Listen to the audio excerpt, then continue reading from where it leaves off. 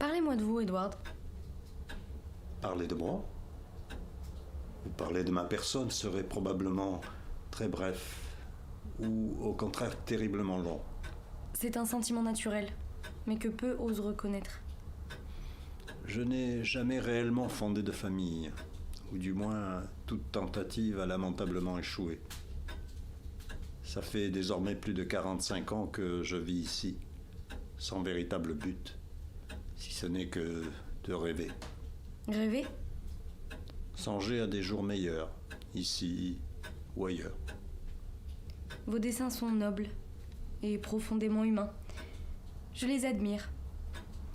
À vrai dire, je crois que nous nous ressemblons beaucoup, tout en étant radicalement opposés. Je ne suis pas sûr de vous suivre. J'ai beaucoup voyagé, vous savez. Aucune contrée, aucun peuple, aucun savoir ne m'est inconnu.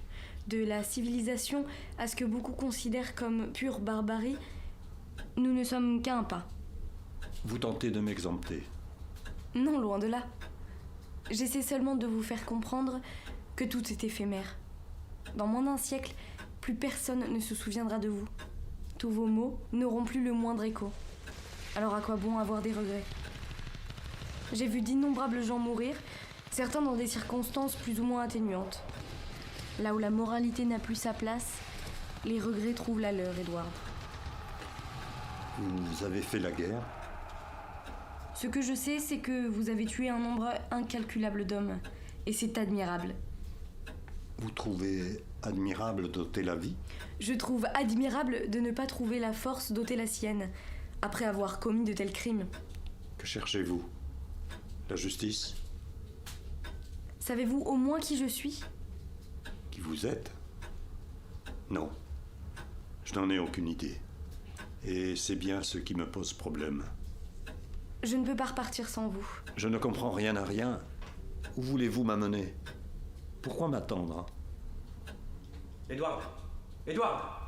Tout va bien? Où sommes-nous? Qui est là? Regardez plutôt autour de vous. Allô? Allô? Je ne sens plus son pouls. Appelez une ambulance. Que se passe-t-il? Je ne comprends pas. Cela fait maintenant des millénaires que j'étudie l'homme sous toutes ses facettes. Mais si je suis ici aujourd'hui en votre compagnie, c'est bien évidemment pour vous. Mais également pour comprendre. Comprendre un homme capable de telles ignominies, tout en étant capable de ressentir la culpabilité.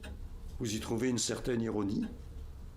Ou est-il plutôt ironique que vous soyez doté du sentiment de compassion? Oh, il n'y a aucune compassion là-dedans.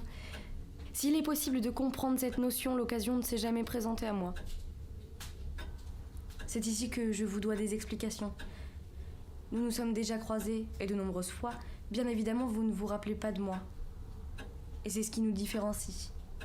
Tout à votre honneur. Vous avez atteint une certaine dextérité à ôter la vie. Que ressent-on? C'est une sensation presque illégitime. Au début, tuer est une nécessité. Elle est liée à votre survie. Ensuite, vous y prenez goût. Ôter la vie d'un semblable vous rappelle à quel point la vôtre est insignifiante et ne repose que sur très peu de choses. Une sorte de psychothérapie? Pas vraiment. Très vite, vous vous sentez hanté. Hanté par des visages que vous n'osez plus percevoir. Par dégoût, par culpabilité, par lâcheté. Aujourd'hui, que vaut ma vie? Que vaut ma vie face à toutes celles que nous avons ôtées? Avez-vous peur de la mort? J'en ai longtemps eu peur, oui. Mais aujourd'hui, je n'ai plus peur de vous. Et d'affirmer que vous n'avez plus aucune emprise. Sans moi, vous n'existerez pas, ni tout ce qui vous entoure. La vie est un cycle.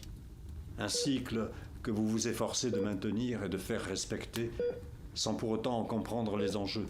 Il n'y a aucun enjeu. Il y a toujours des enjeux. Et c'est ce qui fait la saveur de la vie. Vous faites du sarcasme? Si je peux aujourd'hui partir sans crainte et sans regret, c'est grâce à vous.